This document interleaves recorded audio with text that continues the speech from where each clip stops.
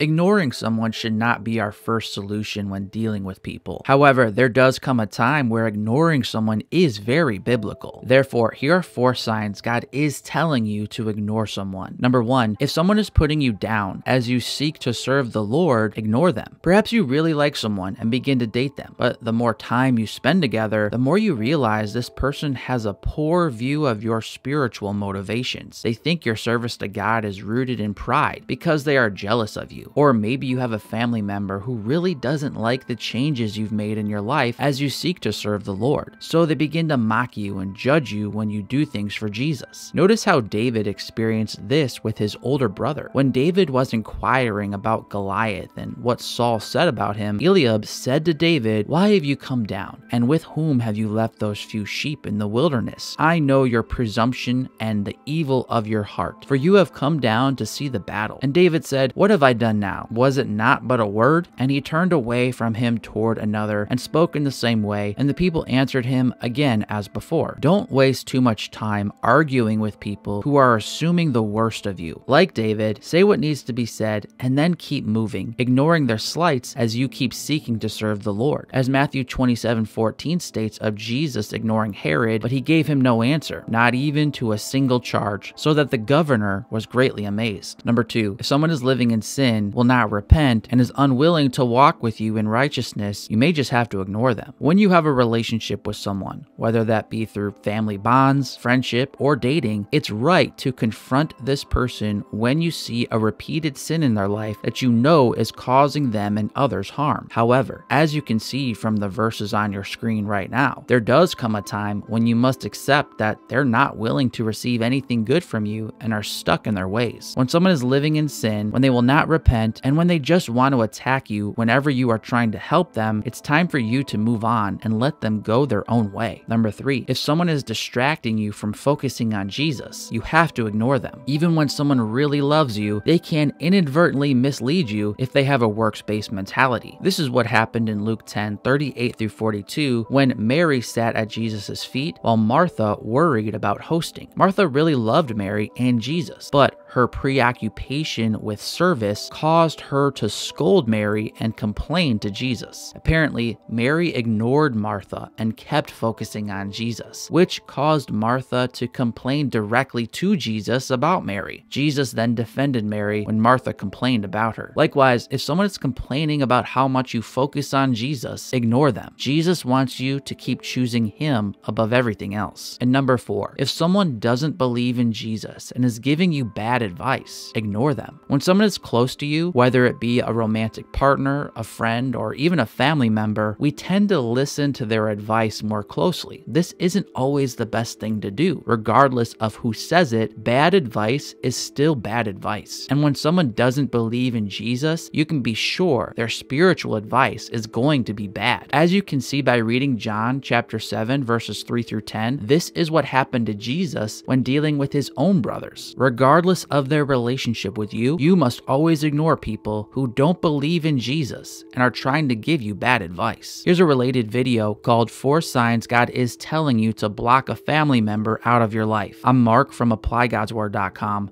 Until next time, God bless.